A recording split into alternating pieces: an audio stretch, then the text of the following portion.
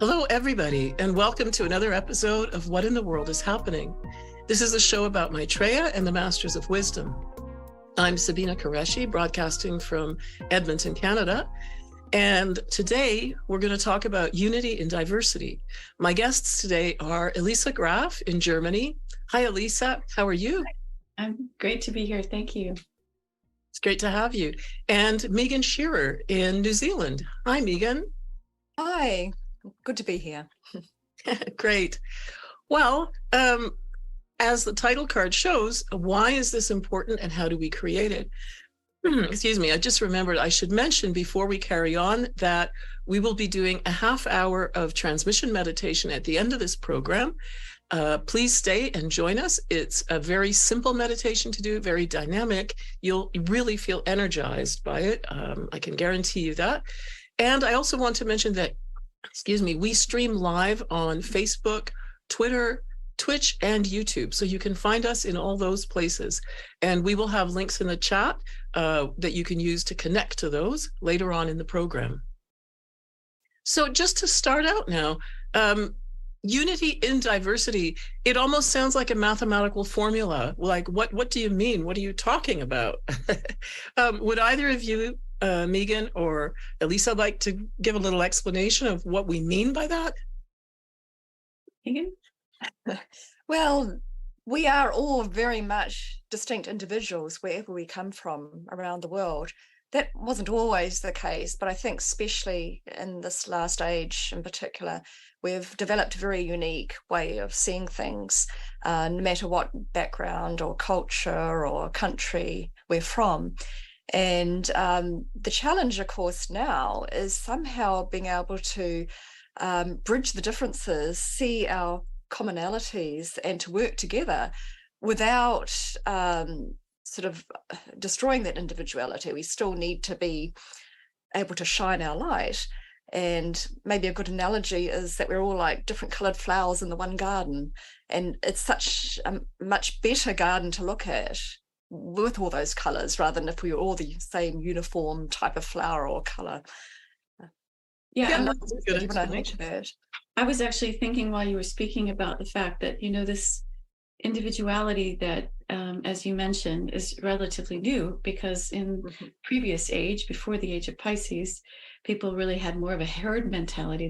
They weren't really individualized in terms of their own understanding of who they were. And so individuality is really a hard-won kind of it's a kind of expression, you could say, that people have through many lifetimes. We've hard-won this kind of individuality, and you can see it everywhere in the world. You can see that people are very proud of their individuality, and yet the point is to see that we don't just tolerate each other in terms of the differences, but that we embrace the differences, that we see that this individuality is hard-won and of value, and that we see it as a strength, so that we can put it to the service of the group, so that it's not just about sort of accepting and tolerating, but actually using that individuality in the sense with the group in mind, and how can we move forward. There's so much diversity on our planet, and we have to start to see it as something that's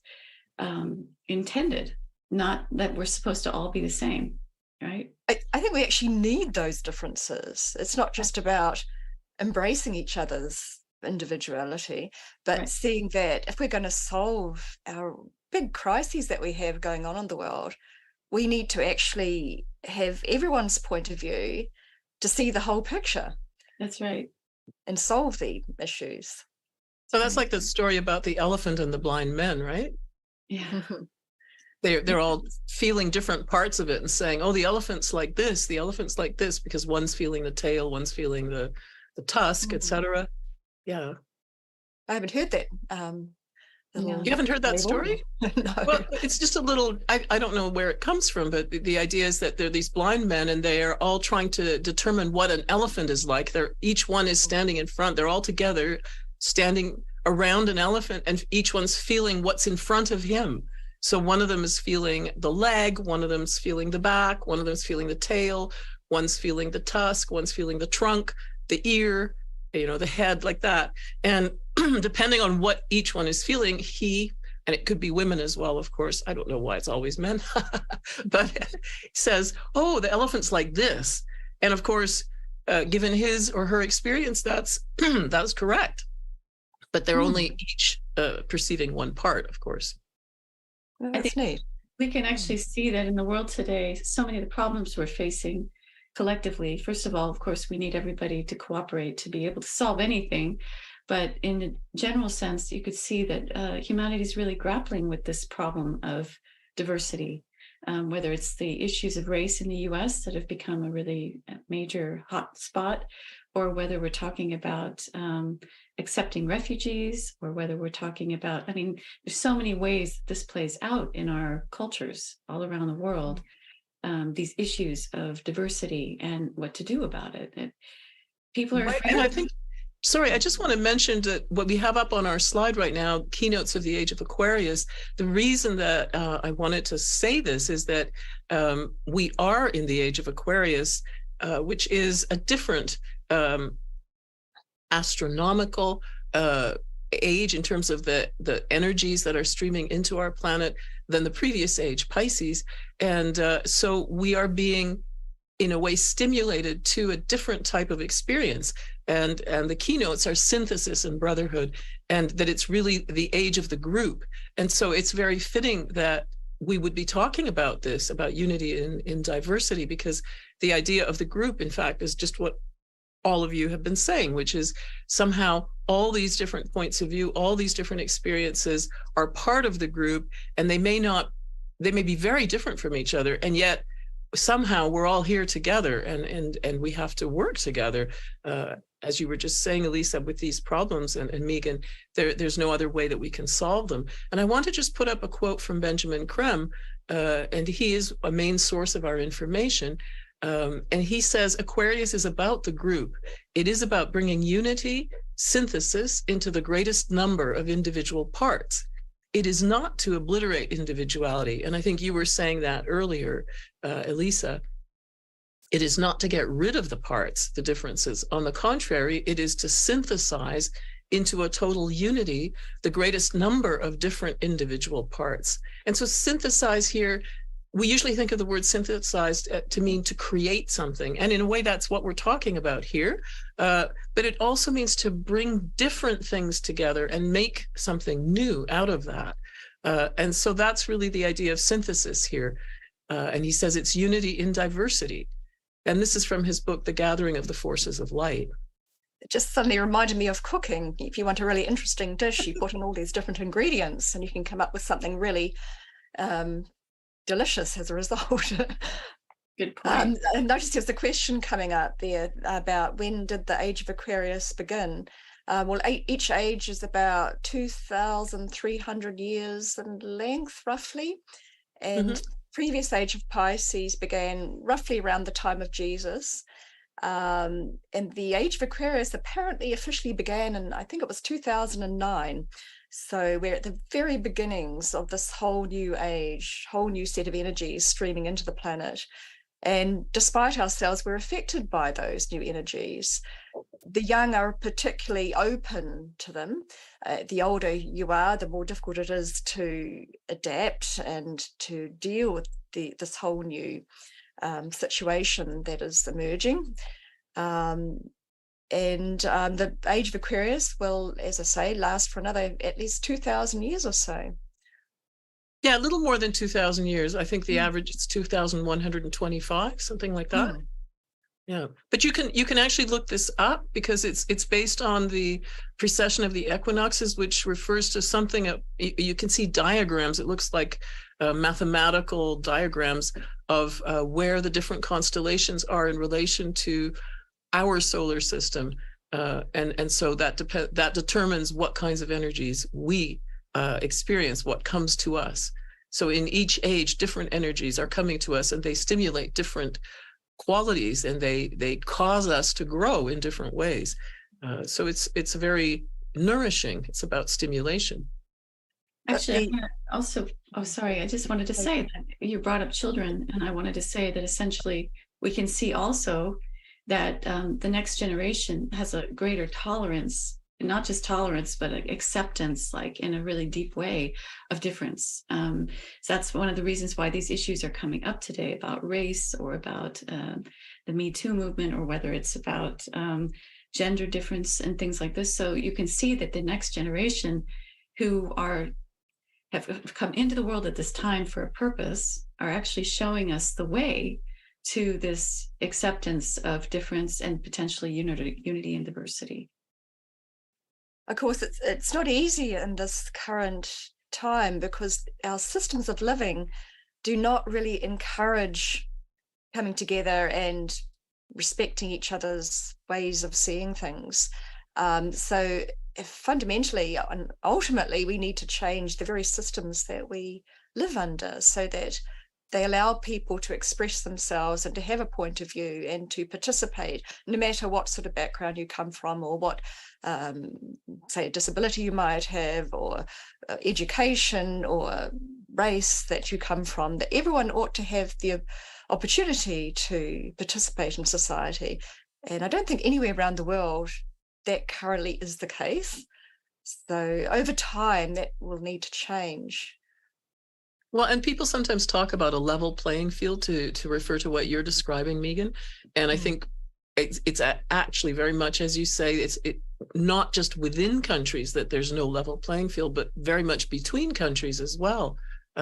Because there are these huge differences in economic power and wealth between countries, not just within countries. But in general, probably most of us have seen these videos about wealth inequality in the world these days, and it's just glaring. It's increasing all the time.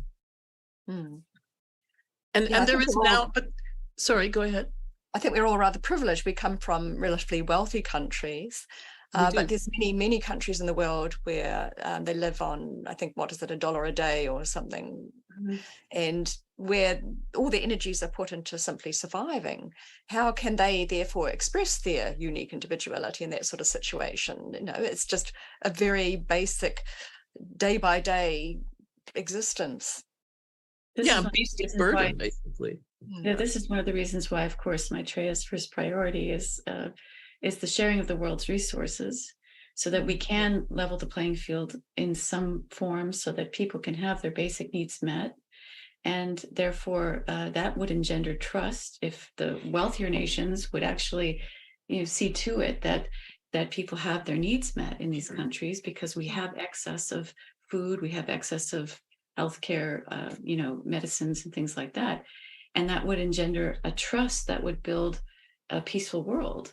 But Elisa, we're not even sharing these goods within our countries. I mean, within the United States, just to give an example, because I live next door to it, so it's always in the news. But it's always in the news for everybody, because it's the big power. I mean, it's the richest country in the world, but you have people there with no health care, none at all. Yes, and you have people with that are just living on food banks. I mean, that's crazy. Yeah, I'm from the U.S., so I know all about it. It's not a healthy place in lots of ways. We have to work on these disparities. I mean, what saddens me the most in my own country is the level of homelessness, and it's rising. And, the fact that people are suffering in this way, and there doesn't seem to be an easy way to fix it, or at least there doesn't seem to be a lot of attention being given to fixing it. So, the social network, which I enjoy here in Germany, it doesn't exist there, and it's really a tragedy. So I totally agree with you. It has to be fixed within our own countries as well. I'm sorry, I just want to interrupt for a moment. And I think also the poor, unfortunately, don't have as strong a voice. Like, if you're very wealthy, you have the ability to really make your opinion heard. But when you're poor, you're probably spending all your time and energy just getting by anyway, let alone feeling like you have the opportunity to, really speak up with a loud voice to your government and say, look, this is what needs to happen. Yeah, totally. Yeah. Can I just read out something that Cielito just sent us? There are more than 1 billion fewer people living below the international poverty line of $2.15, that's American dollars per day today, than in 1990. Well, that's good to hear. That's good news. More than 1 billion fewer people living below the poverty line. On average, the number declined by 47 million every year, or 130,000 people each day. But the scale of global poverty today remains vast. Where is this from, this quote? Maybe she'll let me know. So, okay, so things are getting better. But, and you know, one sign that it's getting better is that we're much more aware of what's wrong, in the sense that people are now talking about, for example, redlining in the US, talking about World Bank. Okay, those are World Bank statistics. I don't know if I trust the World Bank. Okay, yeah, well. But I mean, we're focusing more in the media, at least, on why there are these disparities and who is on the bad end of things, and what the cause is for that, you know, like race or cultural heritage or identity, how that disproportionately affects your ability to get an education, to have access to services, to jobs, to be at the receiving end of climate change, for example. Who is suffering the results of climate change? That's right. It's not the people that actually, they're not the ones that created the problem, but they're going to be the ones that are most affected by the problem.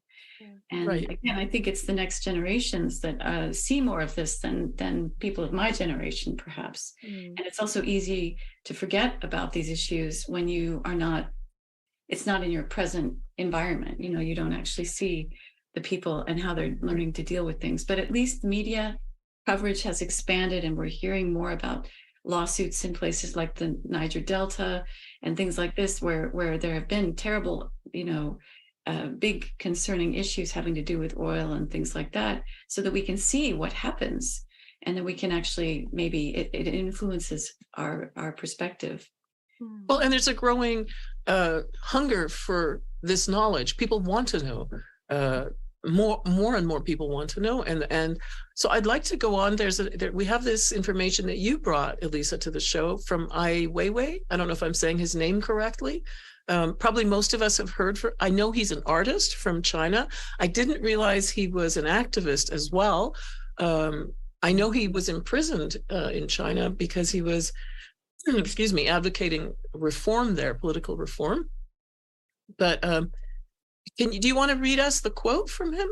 Yeah, sure. Establishing the understanding that we all belong to one humanity is the most essential step for how we might continue to coexist on this sphere we call Earth. Yeah, I mean, that's really what our spiritual work is all about, is coming to understand that in the end, every one of us is part of a human family. And everybody is of value. Everybody needs to be there. They're here for a purpose. They're here for a reason. It's basically a spiritual realization, isn't it? To see that we are all one, no matter our diversity, no matter what our background is, our viewpoints, we are essentially all one. And if only people could realize that simple thing alone, that in itself, I think, would motivate a lot of change in the world. But we've been brought up in this society that encourages separation. So how do you change that mindset? But this is one of the reasons why we're so adamant about talking about the fact that the masters are coming into the world now, because one of the things that will happen as a result of Maitreya's presence and the other masters' presence in the world, Maitreya has said that he will give us an experience of our true selves, of who we really are.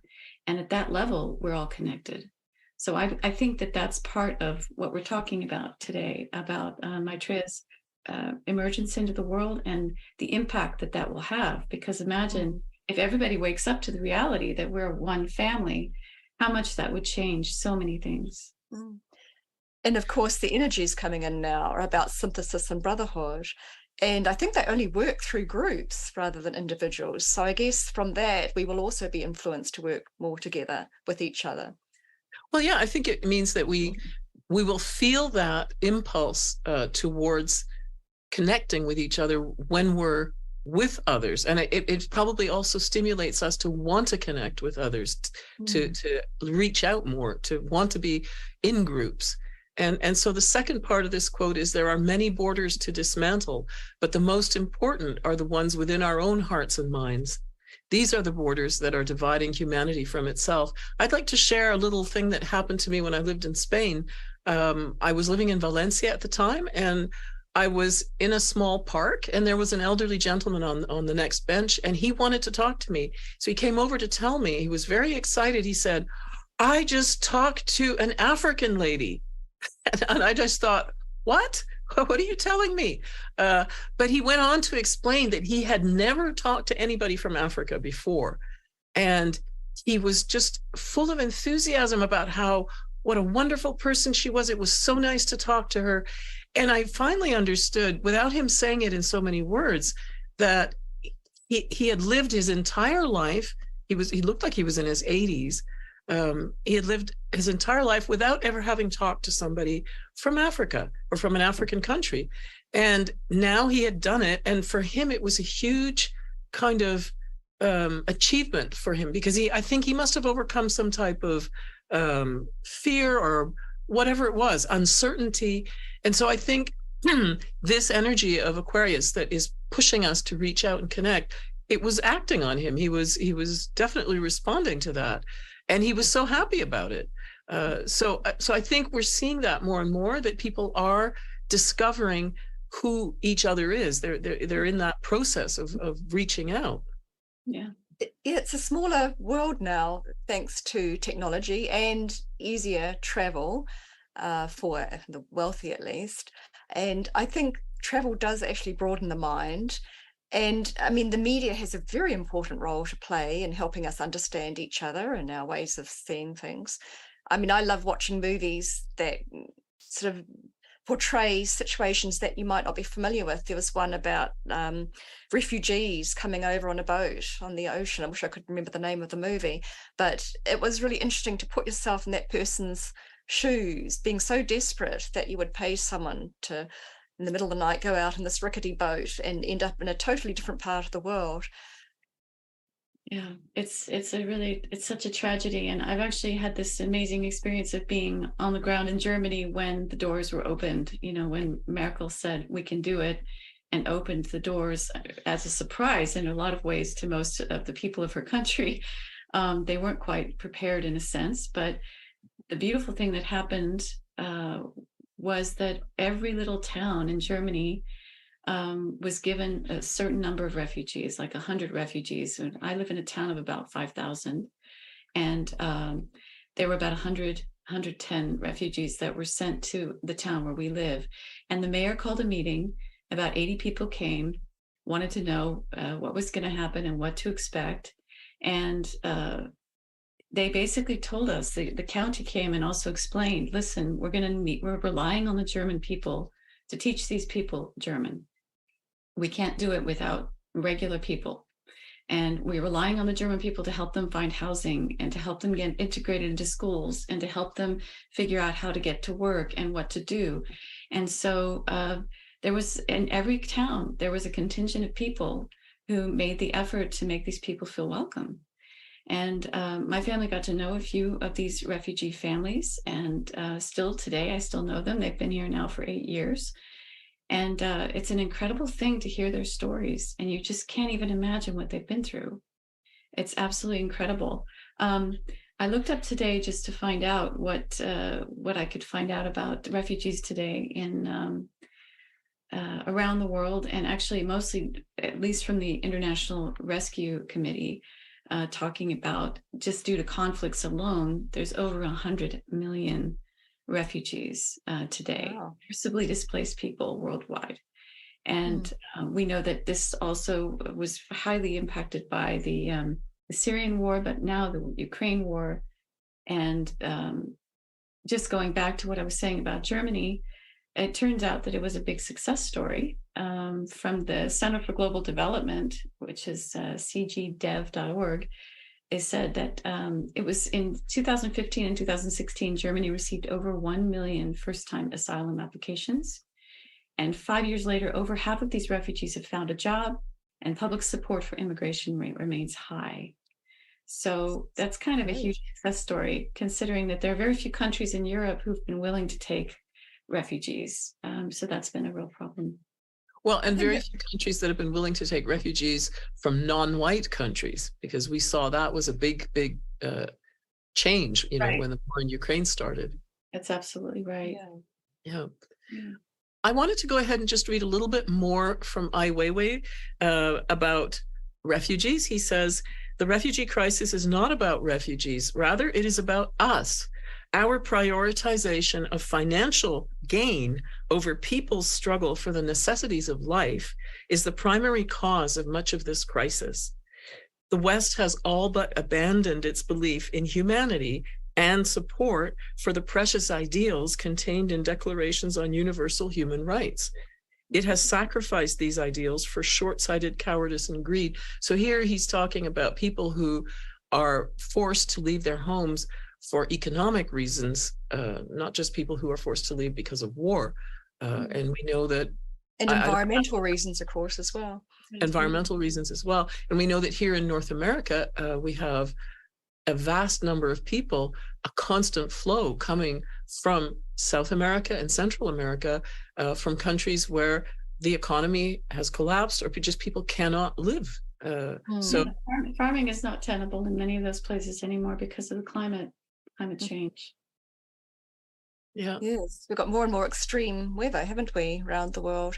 And again, I think we need to look back at ourselves to a large part as the cause for these environmental disasters that are occurring. And we need to look, and again, just repeating back at the very systems we live under, because at the moment we're prioritizing profit over people, to put it very simply. Yeah. And yet what's most important is people and the environment. It's very simple maths, really. So what can we do about that? How can we get governments to listen and to not just shuffle deck chairs on the Titanic sort of thing, but actually make some fundamental changes so that people are put first, and therefore the environment benefits as well. I mean, at the moment, people, for example, chop down trees because they desperately want to make money, like in Brazil, for example.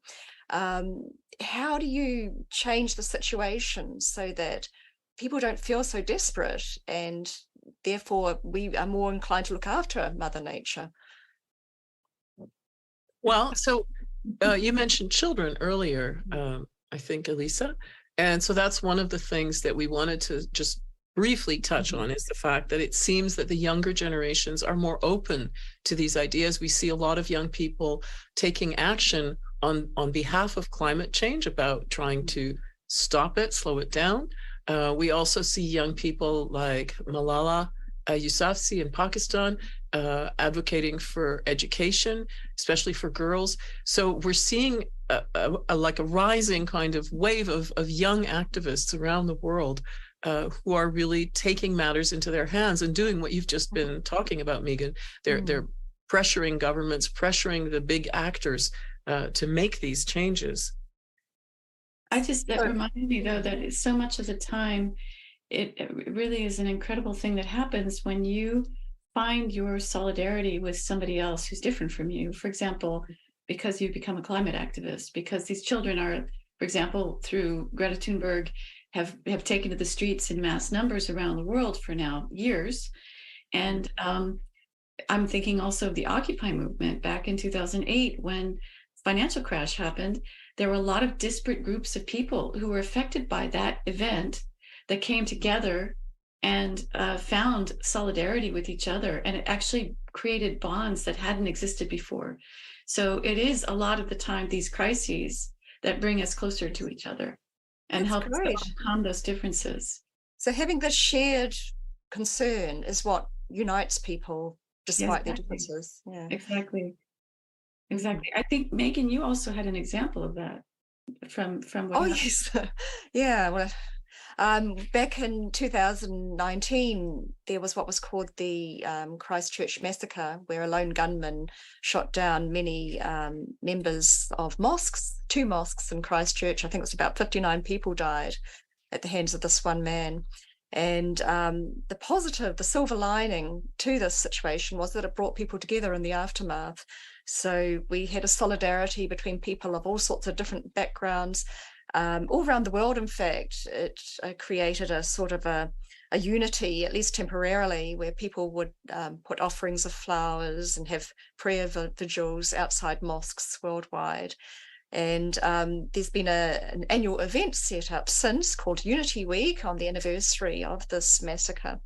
And it's to honour not only the lives of the people that died in the terror attack, but also to promote a socially cohesive society. And it's an invitation to the world, according to the organisers, just reading here, that no matter your age, nationality, religion or background, to set aside some time and energy to really see each other and recognise our shared humanity. Beautiful. Of course, we want that to be a feeling that we have all the time, not just after tragedies. And that's our challenge. And well, maybe it's a process of sensitization. I mean, it's a change that does take time. And, you know, if a tragedy is what pushes people to come closer to that, we have to take advantage of it. But I think it does take time. I think these events, not just the crises, but of course there are events like this Unity, you call it Unity Week. There are big events happening, like, for example, the Parliament of the World's Religions, which I've attended a few times, and Share International has had booths at the last 3, I think. I don't know. I think it's only just started up again recently, but there's going to be another one taking place this year in September, I believe, right? Isn't it September? It's in August. Okay, there's like in Chicago, and there's like 10,000 people from around the world of all different stripes of religion. Every possible permutation is there present, talking with each other, like trying to find a dialogue with each other, and also bring it into their own countries, their own groups when they go home, and this kind of thing. It's like to bring us closer to each other, to see the shared humanity. And I think that there are a lot of events like that that are happening more and more these days, which is, of course, really essential if we're going to understand one another. And just going back to what I said about the refugees in Germany, the bonds that were forged in my own neighborhood by people stepping up to help those families that came from Syria, from the war, and even some from Africa, who came over as so-called migrants, looking for a way to come in at this time that Germany opened up. The relationships that were built are still today, 8 years later, still very much part of people's lives. And I think it's enriched us all. And I think that Germans can see that it was a very enriching experience for the most part, and that's why it's still supported. Well, and it sounds to me as though the reason it was enriching is that the government took steps to make sure that there were support systems in place so that things could work. You know, support systems for the people arriving, support systems for the people already living there, so they could help out, so that there was a way to do that. People weren't left to their own devices. No, of course they did some. I mean, Germany still has its own issues, you know, integrating people, because it has a very difficult system to come into, and there's a lot of bureaucracy, and then there's also the problem of training and language, that it makes it difficult. Even though there's a need for people to do certain jobs in this country, they can't fill with normal German people. So there are things that are still happening, but the fact that there were people everywhere that stepped up and developed relationships with these people, not just sort of like, okay, here you go. It's really been an incredibly amazing thing to see and witness and be part of. Well, it sounds like a real example of synthesis. Yeah. Yeah. And I wanted to just briefly mention travel. I think, Megan, you brought that up, that has really broadened people's horizons and allowed people to see a different way of living, different parts of the world, and discover how we are connected. Were you going to say something, Megan? I think I interrupted you. Did you just start to talk? I actually sort of on a different subject. Okay. That dialogue is so important. We need to communicate more with each other.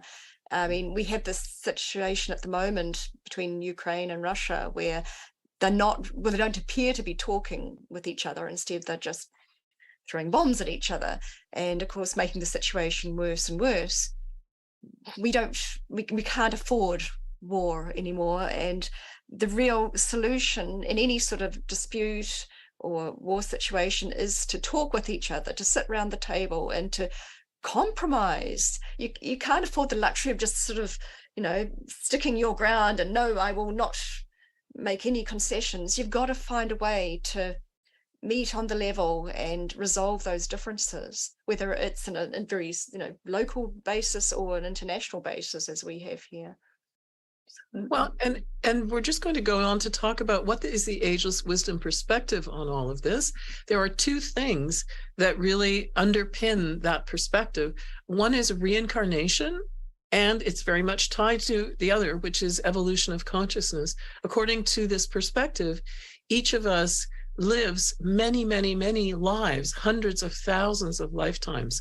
That this teaching says we are souls who take incarnation successive times, and each time that we're born, we may be in a different type of family, a different part of the world, a different economic situation, poor or rich, with opportunities, without. And as a result, all of us have been, all of us have been men, have been women, have been poor, have been rich, have been oppressed, have been oppressors. We've been everything, and we continue to go through this process in order to learn. That's what the whole purpose of it is. So the evolution of consciousness is for our awareness and our consciousness to grow, and we grow through experience.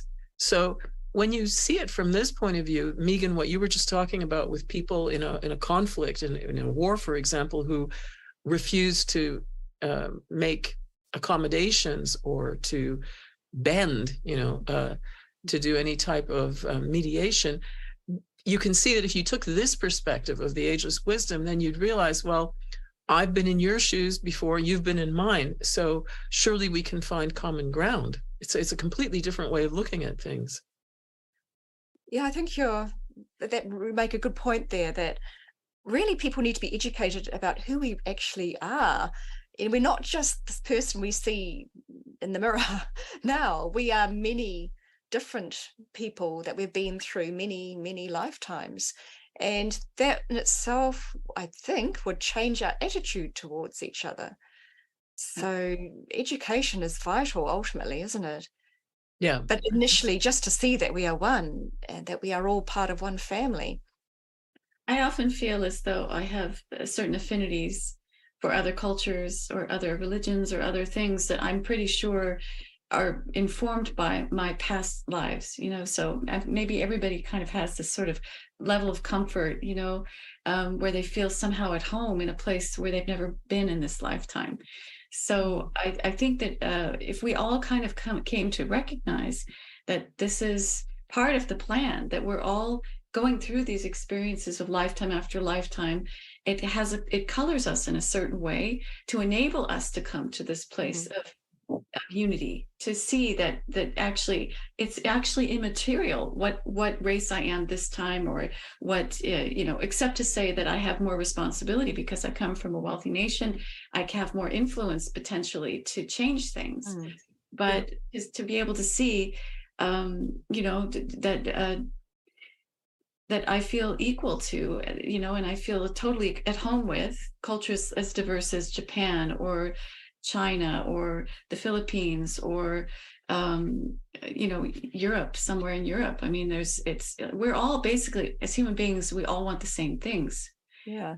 So I think with wealth comes responsibility. Like, we do have the power to make things better in the poorer areas of the world. And I know there's a certain complacency out there that people that might actually believe in reincarnation and say that, people chose to be born in that country, chose to be poor. Well, I don't think anyone chooses to be poor. It's not a choice that anyone would make. So we need to sort of step up to the plate and realize, we have the power to make a difference. And actually, that's really invigorating to know that you can help the world situation through discussions like this, but also getting in touch with governments, protesting, like particularly the young people do. There are many ways in which we can change things for Yeah, those who are agency. We all less have forward. agency. We have agency that people don't have, Yeah. so much of the time. I've had so many interesting conversations with people that I would have never spoken to from other places, except in the circumstances that I found myself in, coming across people in my town, for example, where when you realize, when you have a conversation with people, I mean, I think a lot of people are really afraid of difference. And it just bridges the gap immediately when you sit down and talk to somebody and find out where they're from and what they're doing and why and what happened to them. And it makes you feel like this injustice, we have to do something about it. Makes you want to do something, to be more active in trying to change things. Well, communication is a powerful tool. Absolutely. Yeah. And it always increases awareness of the people doing it and the people listening, for example, like right now. And we wanted to just go on and talk about how this evolution of consciousness takes place through different types of incarnation. So this little chart just shows these different kind of strata. You have the animal kingdom at the bottom, then the human kingdom, then disciples and initiates, and then the spiritual kingdom with the masters of wisdom. And what we're trying to show here is just that consciousness is evolving, going from the lower levels, if you want to call it that, like the animal kingdom, up through these different levels. So, for example, animals, according to the Ageless Wisdom teaching, have group consciousness, not individualized. That is, they don't have an awareness of themselves as an individual in the same way we do. But over many, many millions of years, at some point, they will individuate just as we did, and they will then incarnate as human beings. And we ourselves are in a process, a constant process of growth of our consciousness, and we're being stimulated all the time to grow. And as we do that, we will enter into this next kind of level, disciples and initiates, people who have started to sort of grow into an awareness of themselves as a person participating in this great plan of evolution. And at a certain point, you will become a master of wisdom. That is very mind-blowing to think about, because it means that the same potential exists in each of us that we will see in these people. For example, someone like Jesus of Nazareth, to imagine that one of us would become like him, that's quite amazing. But at the same time, there's a spiritual stimulus top down. So each kingdom is being stimulated by the one above it. And so it's a constant process that we're all in all the time. Maybe worth mentioning that the masters, they don't have mastery over us. They have mastery over themselves, and also mastery over the energies that are streaming into the planet. And a big part of their work is to so direct those energies that can stimulate positive change, but not at too fast a rate. I mean, I think some people are scared of change, and from our information, it happens in a very gradual way, with all parties having some measure of agreement with what's going on. It's not going to be like in the movies where everything seems to happen at once. Right. Evolution is a gradual thing, and it's not going to stick unless everyone agrees to it, whatever that change might be. Right. And so the Masters of Wisdom, Maitreya is one of them. He's sort of the head of that group, and they have completed their evolutionary journey on Earth, meaning basically they don't need to reincarnate anymore. And they compose what is called the spiritual hierarchy. That's their group, and they facilitate our evolution through their disciples. So it's all stepped down from one level to the next. And there's 63 of them who are connected with our evolution, with human evolution. And they are here to help us. They don't have to be here. They aren't obliged to be here, but they do it as an act of service.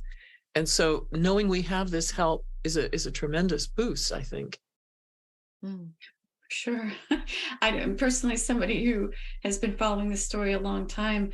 I don't know how I would have gotten through the last 30 years without this information, because I mean, everything has been seeming over time to just fall apart, right? Because it is the dispensation that we're leaving, the Piscean age, that supported all of the energies that gave support to the institutions of that time are now withdrawn. So basically all these institutions are falling apart.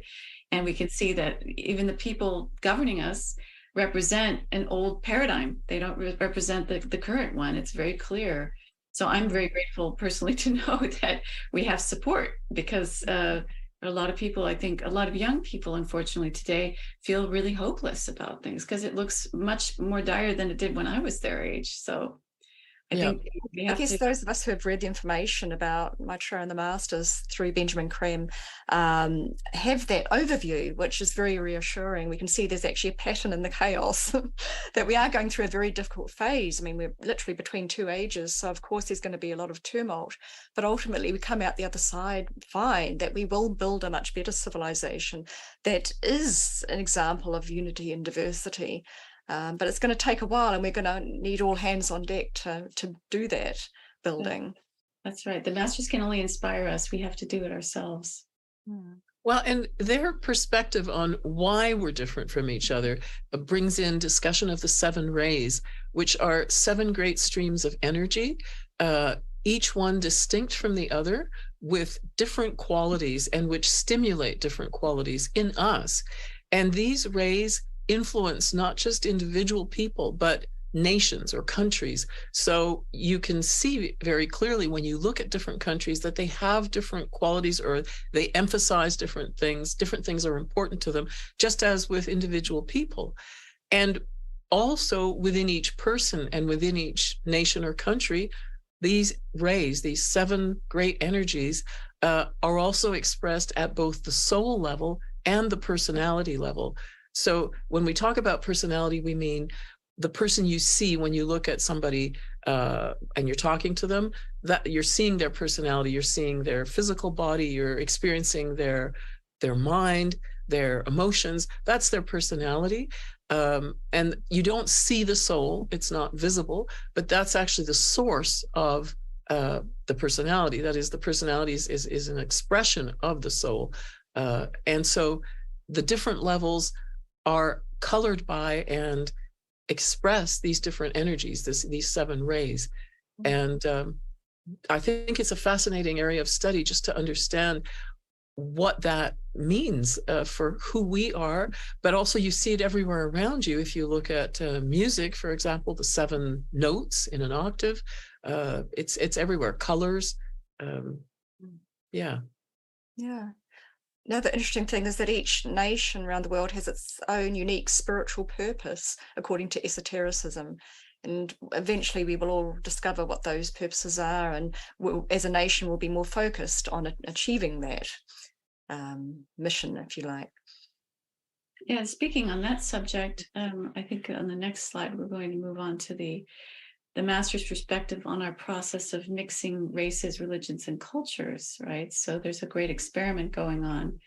And there are 3 specific great experiments, actually, building national identities in new ways, different ways of creating unity in diversity, and being done in 3 different ways in the UK, USA, and Russia. And this information comes from the Alice Bailey books, I believe. She wrote a book actually about what was it called? Destiny of the Nations, I think it's called, right? Yeah. So in the UK, representatives of all the people of the Commonwealth of Nations live together more or less peacefully, while strongly maintaining their separate identities. So you guys can speak more to that, because both of you are living in Commonwealth countries. Well, I'd like to speak about that very specifically in terms of my experience growing up in Canada. I am from a multicultural family. My father was born in India, and my mother was born in Switzerland, and I grew up here. And so I experienced multiculturalism in my home right from day one. And one of the things that I saw growing up was that the Canadian government promoted and supported by giving grants to people who wanted to form multicultural associations. So what they were doing was to help people to promote their own background, their ethnic or cultural background. So for example, I remember my parents were part of this, different groups that were formed by my parents and their friends in the area of being from India or Pakistan. So, for example, the Indo-Canadian Women's Association is an organization that still exists and works very, very much with women from India and Pakistan to help them in any area of their lives, whether it's integrating into Canada or whether it's to deal with abuse in the home or any kind of issue. And so one of the things that happens here is a festival every summer in Edmonton called Heritage Days. And the whole idea is to celebrate the heritage of all of us. So every group who wants to can come together and apply to have a little, well, it's not actually little, it's quite big, a kind of a pavilion or tent in this big park in the center of the city. And in your tent, then you can do whatever you want to show your culture. You can do dance performances, music performances, you can have food tables. And so it's a weekend of this huge festival where you have, now I think it's, I don't know, I think it's over 100 different groups showing their culture. And so that's very much what is described here, while strongly maintaining separate identities. That means each cultural group maintains its identity. You don't try to lose that. You're very, very much wanting to maintain it, but share it with each other and celebrate it and learn about each other.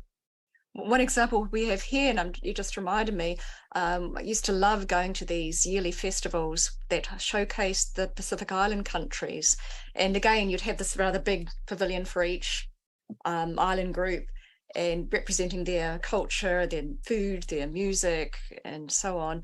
And it was wonderful. It felt like you were actually visiting, island hopping, going to each of these pavilions, and just wonderful atmosphere, a feeling of unity, feeling like that you were, sharing cultures with each other. It's What about the US? Do you want to explain what it's like over there? Makes me think of Disneyland. It's a small world, or the Epcot Center. I mean, I think that we just underestimate how important this is, right? How important it is that we learn to see each other as just human beings who are having an experience in a different place, but we're so much alike in so many ways. We have to come to that understanding.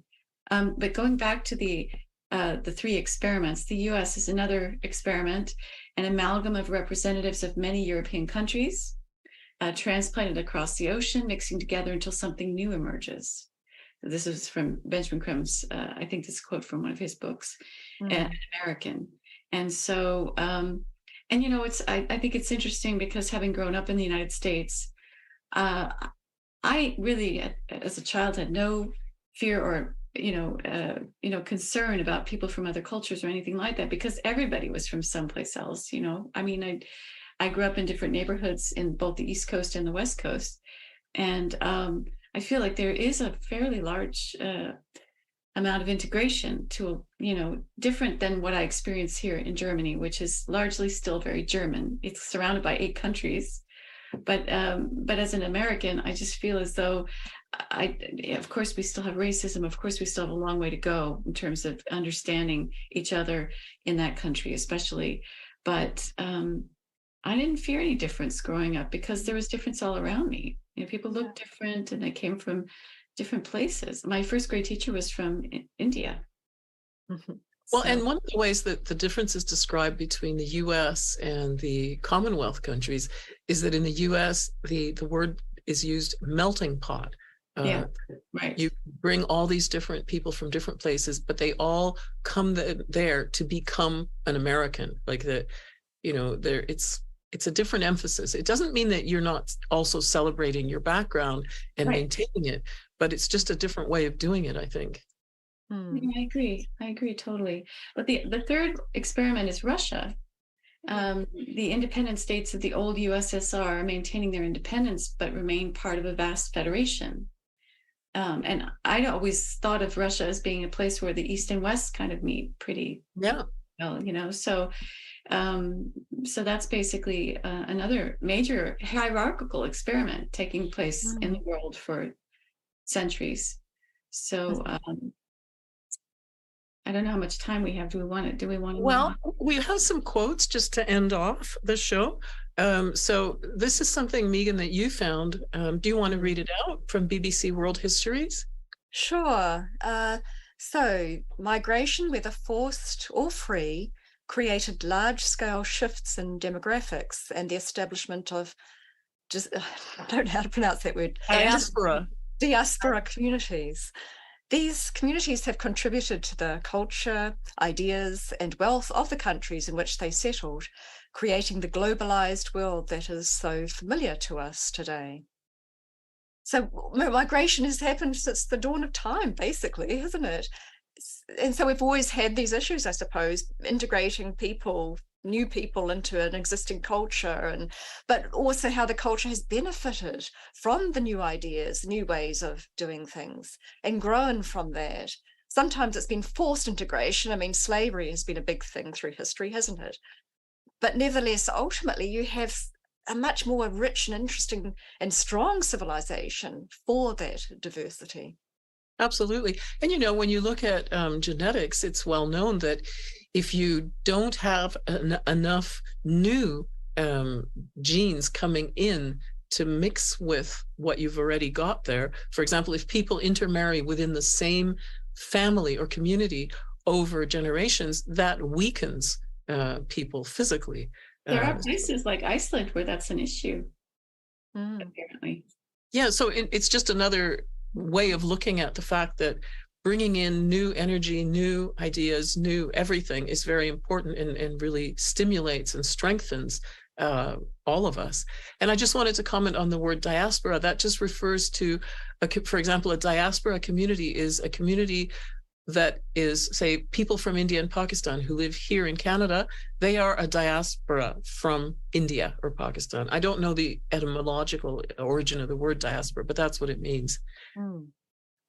Yeah, there's often they use it when they're talking about Tibet, the Tibetan Buddhist philosophies that are now so prevalent in so many parts of the world. They've taken their ship on the road because of the Chinese invasion of Tibet, which has been from many angles an atrocity, but they would not have been dislodged from their place if that hadn't happened. So some people have said it's actually benefited the world greatly that the Tibetans were forced to flee and came into the West as a result.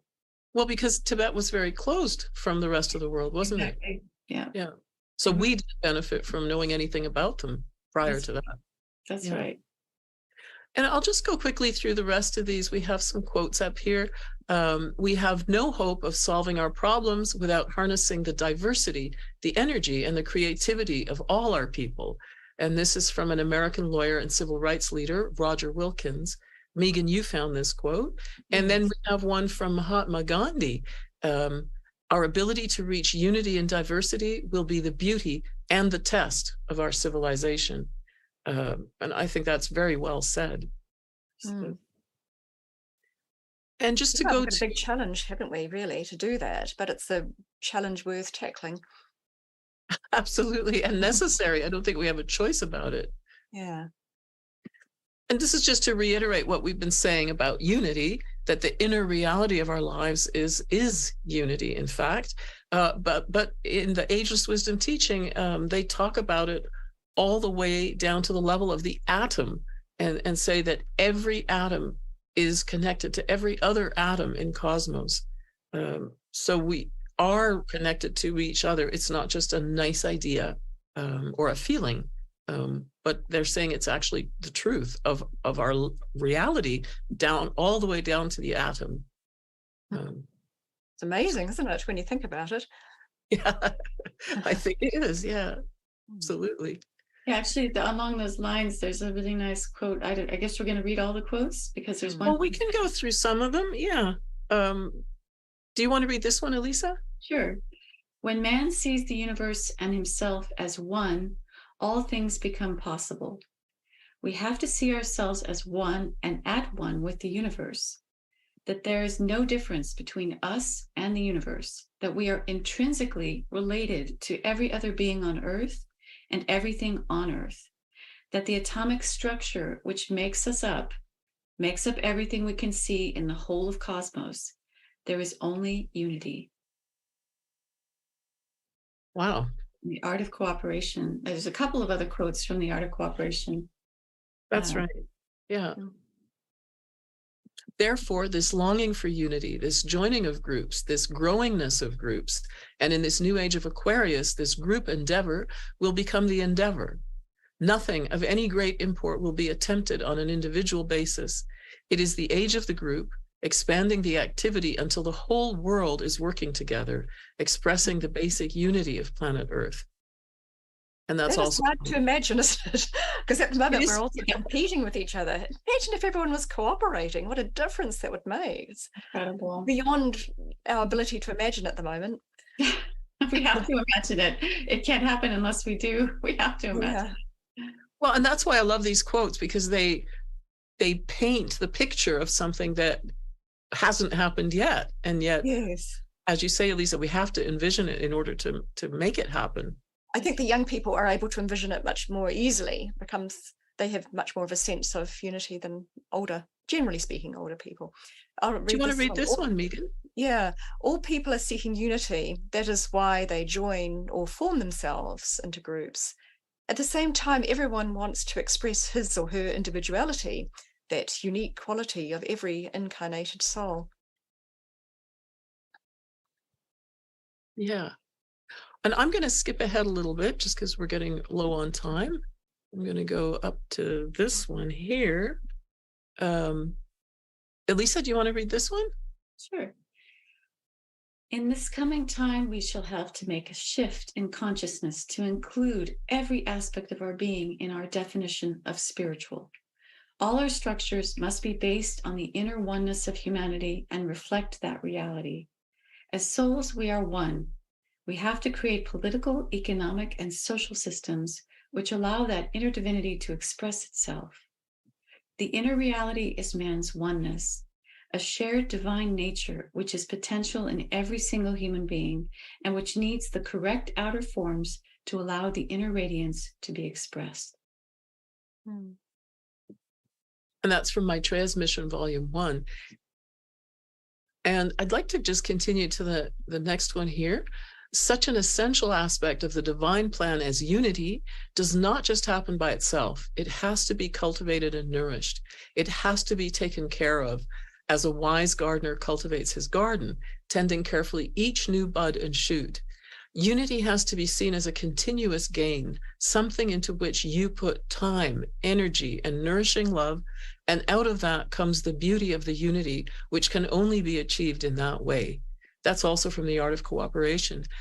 I think this is very important because it's telling us we have to work at it. It will not happen by itself. And I wanted to mention something I just read. I support the UN High Commission on Refugees. And so they send out a little update every now and then. In the one I just got, this is a quote from an elderly lady, 84 years old, Zana. And this is she's talking about her experience of being helped by volunteers after she left her home in Ukraine. And she said, I have received so much support from local people and from other internally displaced people. I feel that all the kindness expressed towards me somehow lifts my spirits and gives me health, and I become stronger. And I think that's such a good description of what happens when we do this work. Yeah. How important it is. Yeah. We're so enriched personally by helping other people, aren't we? That's something maybe not everyone realizes, that you actually, in a way, get more benefit than the person you're helping, which sounds perverse, but it's true. You feel somehow, I don't know, it's I can't even really describe it properly, but it's a wonderful effect from service, from helping others. Yeah. Absolutely. And I'd like to just end our series of quotes here by going to some that Maitreya said. There's this one. Do you want to read that one, Megan? Sure. Forget not, my brothers, that you are one, that the Father of all has created you in his divine image, that through you shines the same blessed light of love and truth. The time is coming, my friends, when the light of truth shall shine all around you, when man shall take his brother to his heart and know him as himself. Beautiful. Yeah. really says it all. That really says it all, right? You take your brother Mm. to your heart. I mean, this is also Mm. going back to what Maitreya says about take your brother's need as the measure for your action and solve the problems of the world.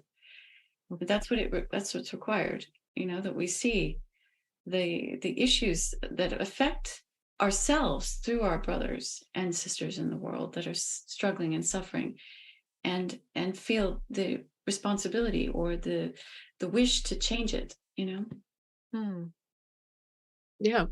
And the very, very last one here, it's a short one from Maitreya's teachings, The Laws of Life. And he said, the time is coming when every house will have a garden. The flowers growing there of different colors are the symbols of the children of the earth. And I think, Megan, you talked about that earlier, about a garden and how much more enjoyable it is when you have different colors and different types of flowers. Yeah. I mean, we love variety in many ways already.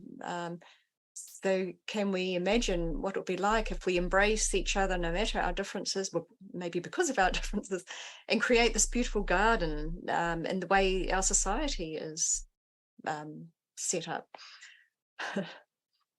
Yeah, absolutely.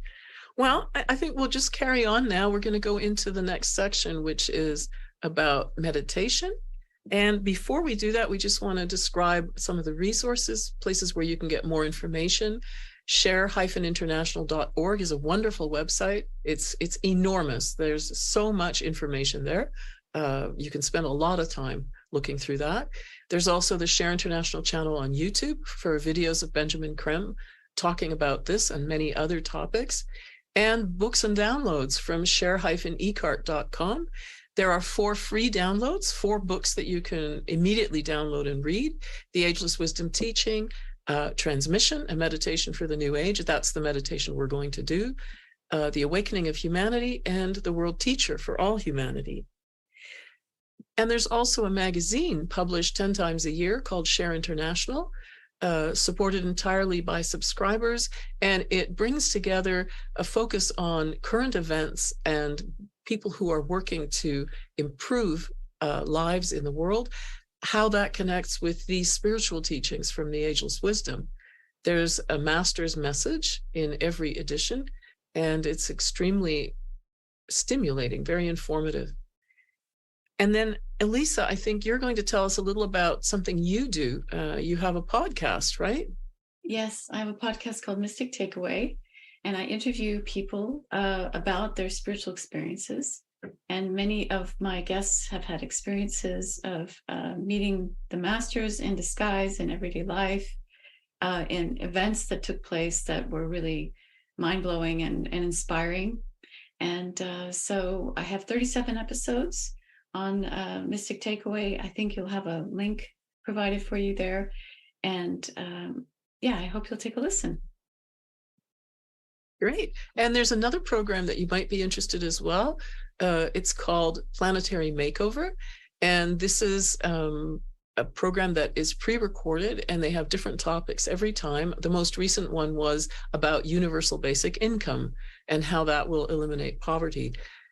They also are based in the teachings of the Ageless Wisdom, so I highly recommend it. You can just Google Planetary Makeover, and you'll find many different platforms where you can watch their program.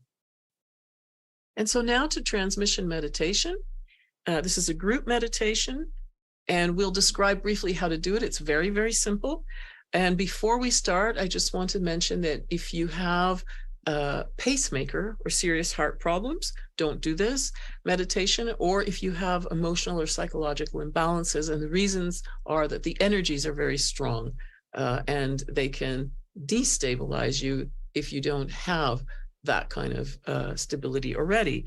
And also if you're under the age of 12, because your chakras won't have formed enough to tolerate or take the energies, again, which are strong. So wait until you are 12 to start doing this meditation.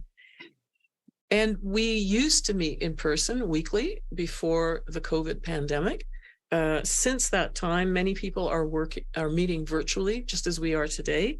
And please see the chat for links where you can find information on how to connect with more groups and to do this if you'd like to do it on a regular basis.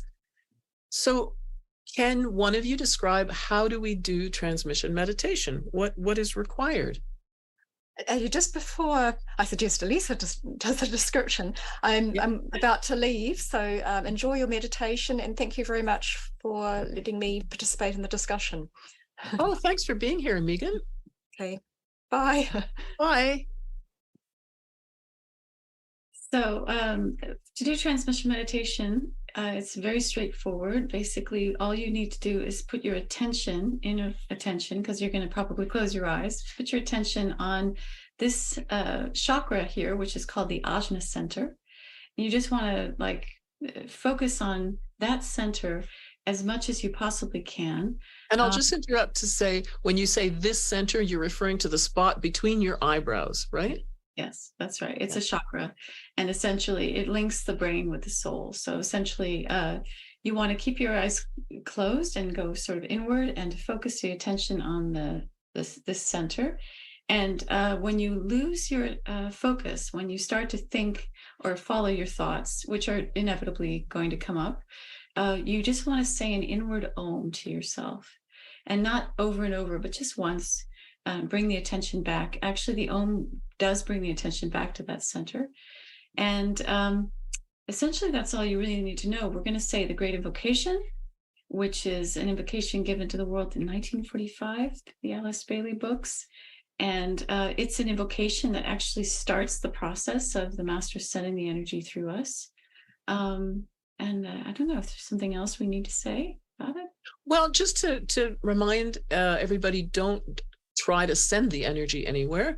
It will come into you and go through your chakras, and the masters will direct the energy where they see it's needed. It's quite important not to try to do that ourselves, because we don't know really where it should be going or not going. I think it's also important to say that you should breathe naturally and not do any specific kind of breathing. Just focus on the center, and you don't have to do anything else other than just naturally breathe. Right. And after we say the Great Invocation, we will listen to a message from Maitreya. Maitreya transmitted messages telepathically through Benjamin Creme, 140 of them. And so we'll listen to one of those. It just helps with the aligning of ourselves when we're sitting down to meditate. So that's why many groups listen to a message from Maitreya for this reason. And it's also very inspiring. So I guess we're ready to start. Elisa, would you like to say the Great Invocation? I'll mute out and we can all say it together, but we'll hear your voice. Okay. Great. And we'll meditate for 30 minutes. That's the idea. From the point of light within the mind of God, let light stream forth into the minds of men. Let light descend on earth. From the point of love within the heart of God, let love stream forth into the hearts of men. May Christ return to earth. From the center where the will of God is known, let purpose guide the little wills of men, the purpose which the masters know and serve. From the center which we call the race of men, let the plan of love and light work out, and may it seal the door where evil dwells. Let light and love and power restore the plan on earth.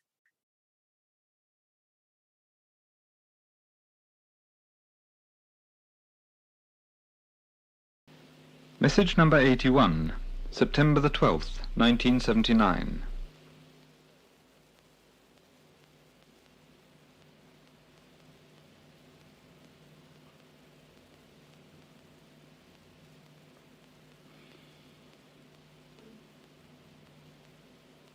My dear friends, I am happy indeed to be with you once more. and to magnetize your aspiration in this way. My coming evokes in man a desire for change, a desire for betterment, however expressed. My energies engender in man divine discontent. All that is useless in our structures must go. There are many such which are unworthy of man today.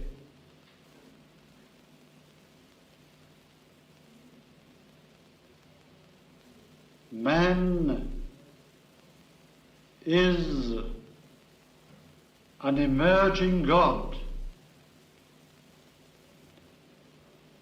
and thus requires the formation of modes of living which will allow this God to flourish. How can you be content with the modes within which you now live?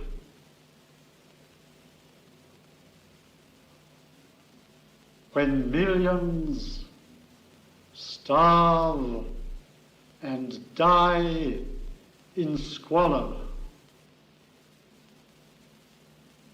when the rich parade their wealth before the poor,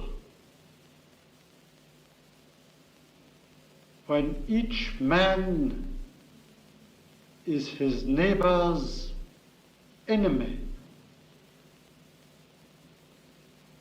when no man trusts his brother,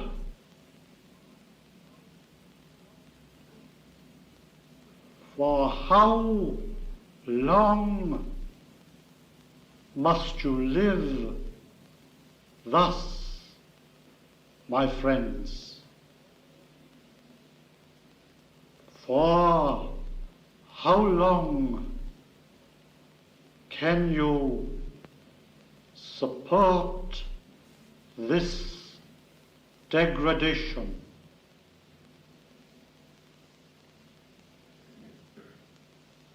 My plan and my duty is to reveal to you a new way, a way forward which will permit the divine in man to shine forth.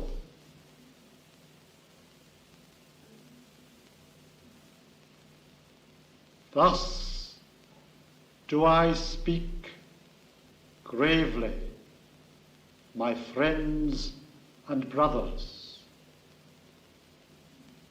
Hearken well to my words.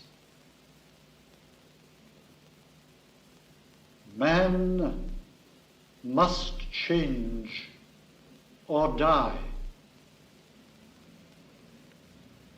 There is no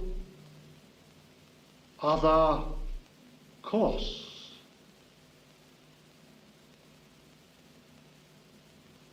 When you see this, you will gladly take up my cause and show that for man exists a future bathed in light.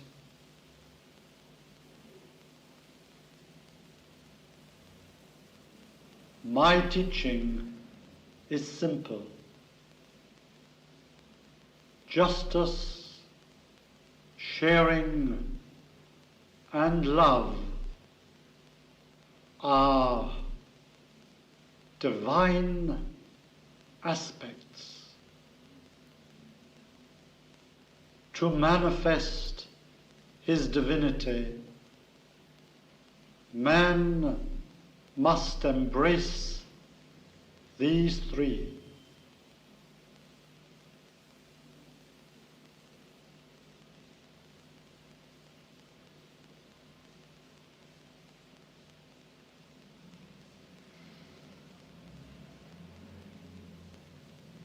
Please receive the blessing of Christ.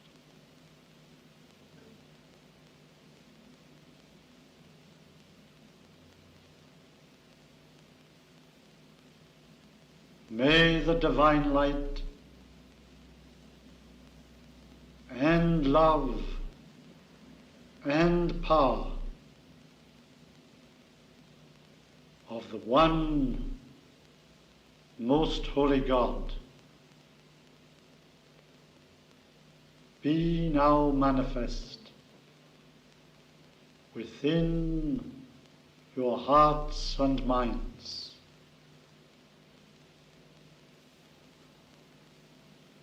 May this manifestation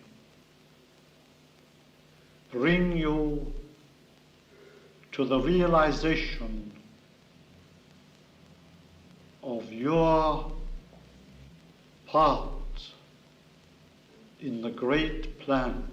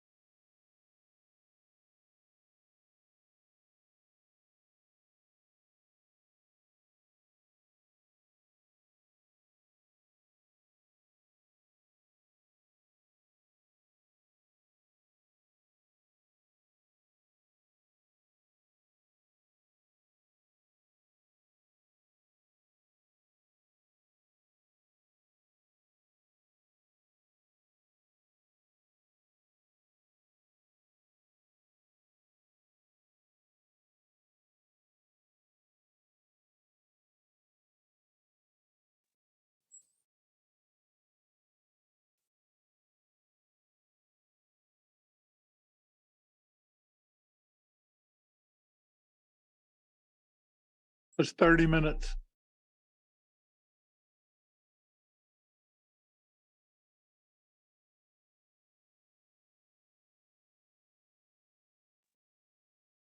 Thank you, John.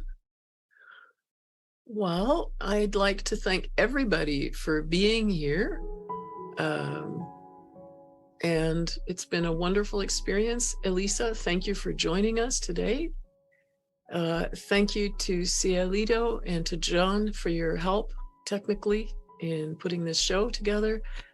And we will be back in a month on May 13th with a program called People Power, an Unstoppable Force for Change, which will really talk about some of what Megan and Elisa were mentioning, the need for change and what we have to do to bring it about. So I hope you can join us then. Thank you very much for being here today, and we'll see you next time. Bye-bye.